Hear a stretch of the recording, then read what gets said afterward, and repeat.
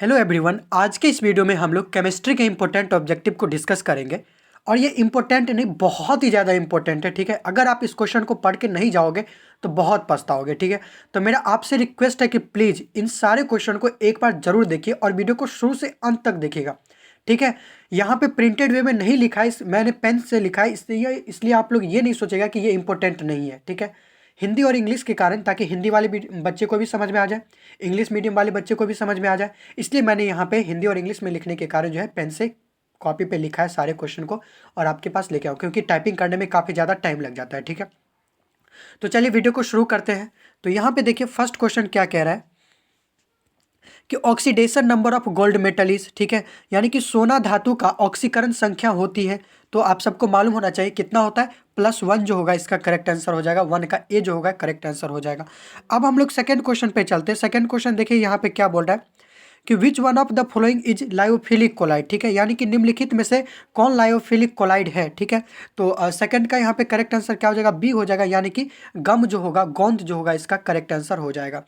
अब हम लोग थर्ड क्वेश्चन पे चलते, तो थर्ड क्वेश्चन यहाँ पे क्या बोल रहा है, ध्यान दीजिए कि which one in the following is the strongest oxidising agent, निम्नलिखित में सबसे शक्तिशाली ऑक्सीकरण पदार्थ है। ठीक है, तो यहाँ पे थर्ड का करेक्ट आंसर क्या हो जाएगा, ए जो होगा वो करेक्ट हो जाएगा, F2 जो होगा इसका करेक्ट आंसर हो जाएगा। आप लोग अपने साथ एक कॉपी पेंसिल पेन रखिए और खुद से मेरे बताने से पहले या तो वीडियो को पॉज करके आप लोग आंसर लिखिएगा और देखिएगा कितना आपका करेक्ट हुआ है और कमेंट बॉक्स में जरूर बताना। ठीक है, फोर्थ क्वेश्चन पे चलते हैं। यहाँ पे देखिए फोर्थ क्वेश्चन यहाँ पे क्या बोल रहा है कि विच of the following compounds has tetrahedral geometry, यानी कि निम्न में किसकी आकृति चतुष्फलक होती है। ठीक है, तो यहाँ पे 4 का करेक्ट आंसर क्या हो जाएगा, डी होगा, यानी कि NiCl4 जो होगा इसका करेक्ट आंसर हो जाएगा।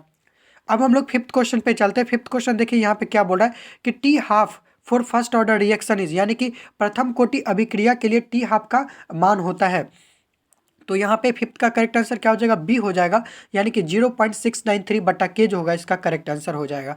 अब हम लोग सिक्स क्वेश्चन पे चलते हैं। सिक्स क्वेश्चन देखिए यहाँ पे क्या बोल रहा है कि Faraday's law of electrolysis is related to, यानी कि फैराडे का विद्युत अपघटन नियम निम्न में से किससे संबंधित है। ठीक है, तो यहाँ पे सिक्स का करेक्ट आंसर क्या हो जाएगा, यहाँ पे हम लोग देख लेते हैं, डी जो होगा इसका करेक्ट आंसर हो जाएगा, यानी कि equivalent weight of electrolyte, electrolyte के समतुल्य भार से इसका करेक्ट आंसर हो जाएगा।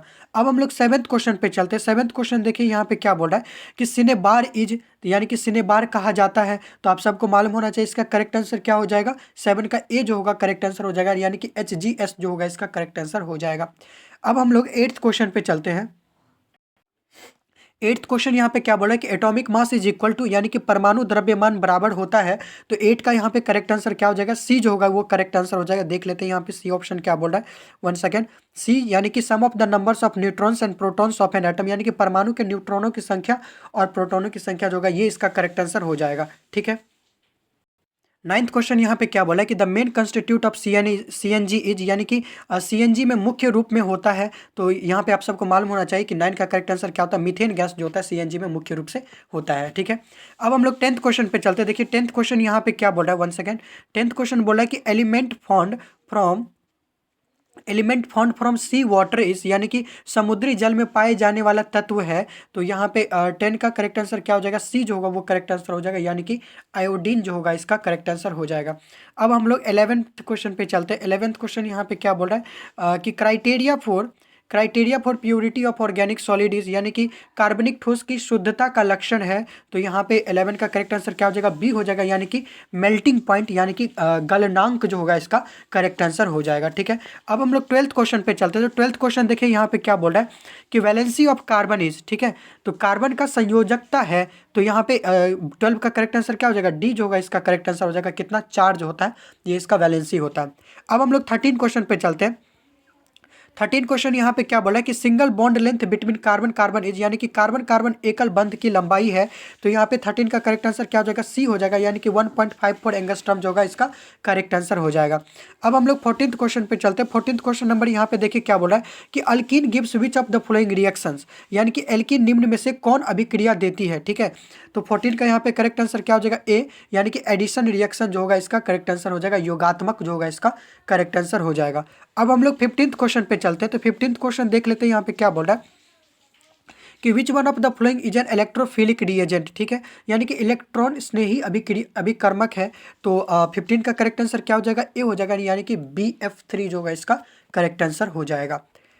16th क्वेश्चन पे चलते हैं। 16th क्वेश्चन देखिए यहाँ पे क्या बोला कि catenation property is maximum in, यानी कि श्रृंखलन गुण सबसे ज्यादा होता है।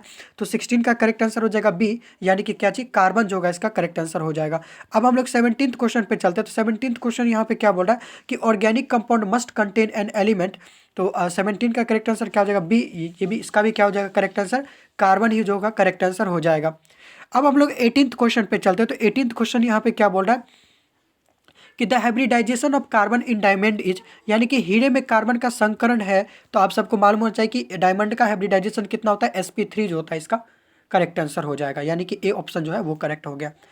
19 क्वेश्चन पे चलते हैं हम लोग। 19th क्वेश्चन नंबर देखिए यहाँ पे क्या बोल रहा है कि in which of the following allotropes of carbon percentage of carbon is maximum, यानी कि निम्नलिखित अपर रूपों में कार्बन का सर्वाधिक प्रतिशत अधिकतम है। तो यहाँ पे 19 का करेक्ट आंसर हो जाएगा सी, यानी कि ग्रेफाइट में। तो ग्रेफाइट जो होगा इसका करेक्ट आंसर हो जाएगा। क्वेश्चन नंबर 20 पे चलते हैं। क्वेश्चन नंबर 20 देखिए यहाँ पे क्या बोला है कि good conductor of electricity and heat is, यानी कि उष्मा और विद्युत का अच्छा चालक है। तो देखिए ऑप्शन ए क्या बोला है, एंथ्रासाइट कोक बोल रहा है, ठीक है, डायमंड बोल रहा है, ग्रेफाइट बोल रहा है, चारकोल बोल रहा है। तो आपको मालूम होना चाहिए 20 का करेक्ट आंसर क्या होता है, चारकोल जो होता है वो करेक्ट आंसर होता है। 21 क्वेश्चन नंबर देखते हैं। 21 क्वेश्चन नंबर क्या बोल रहा है कि बोरोन सोच डायगोनल रिलेशन विद, यानी कि बोरोन विकर्ण संबंध दर्शाता है। तो 21 का करेक्ट आंसर क्या हो जाएगा, यहाँ पे सी जो होगा करेक्ट आंसर हो जाएगा, यानी कि सिलिकॉन जो होता है वो हो जाता है, ठीक है। अब हम लोग क्वेश्चन नंबर 22 पे चलते हैं। क्वेश्चन नंबर 22 यहाँ पे क्या बोला कि chemical name of borax is, यानी कि बोरेक्स का रासायनिक नाम है, ठीक है। तो 22 का करेक्ट आंसर हो जाएगा ए, यानी कि सोडियम टेट्राबोरेट जो होगा ये करेक्ट आंसर हो जाएगा। हम लोग 23 क्वेश्चन नंबर पे चलते हैं। तो 23 क्वेश्चन नंबर देखिए यहाँ पे क्या बोल रहा है कि outer most configuration 3d64s2 is of, यानी कि ब्राह्मद विन्यास 3d64s2 है। तो आपको मालूम होना चाहिए कि 23 का करेक्ट आंसर क्या हो जाएगा, सी जो होगा करेक्ट आंसर हो जाएगा, यानी कि मैग्नीशियम जो होगा वो करेक्ट आंसर हो जाएगा। अब हम लोग क्वेश्चन नंबर 24 पे चलते हैं। तो क्वेश्चन नंबर 24 यहाँ पे क्या बोला है कि सिलेक्ट लाइम इज, यानी कि बुझा हुआ चूना है। तो 24 का सी जो होगा, यानी कि CaOH का होल 2 जो होगा ये करेक्ट आंसर हो जाएगा। अब हम लोग क्वेश्चन नंबर 25 पे चलते हैं। क्वेश्चन नंबर 25 देखिए क्या बोला, काफी ज्यादा इंपॉर्टेंट है, प्लीज इस क्वेश्चन को याद करके ही जाना। वॉशिंग सोडा इज, यानी कि कपड़ा धोने का सोडा होता है। तो आपको मालूम होना चाहिए 25 का करेक्ट आंसर क्या हो जाएगा, ए हो जाएगा, यानी कि Na2CO3 इंटू 10H2O जो होता है वो सही आंसर हो जाएगा। अब हम लोग 26 क्वेश्चन नंबर पे चलते हैं। 26 क्वेश्चन नंबर देखिए यहाँ पे क्या बोल रहा है कि shape of D orbital is, काफी इजी क्वेश्चन है कि डी ऑर्बिटल का आकार होता है। तो सबको मालूम होना चाहिए क्या होता है, डबल डम्बल जो होता है इसका करेक्ट आंसर हो जाता है। हम लोग बहुत ही जल्द मिलते हैं नेक्स्ट वीडियो में, तब तक के लिए thank you so much. Please इस सारे क्वेश्चन को अच्छे से याद कर लीजिएगा, और आगे भी जितना क्वेश्चन आपको केमिस्ट्री का आएगा प्लीज उसको याद करके जरूर जाना, आपके ऑब्जेक्टिव में सारे क्वेश्चन बन जाएंगे, ठीक है। तो मिलते हैं नेक्स्ट वीडियो में, तब तक थैंक यू सो मच।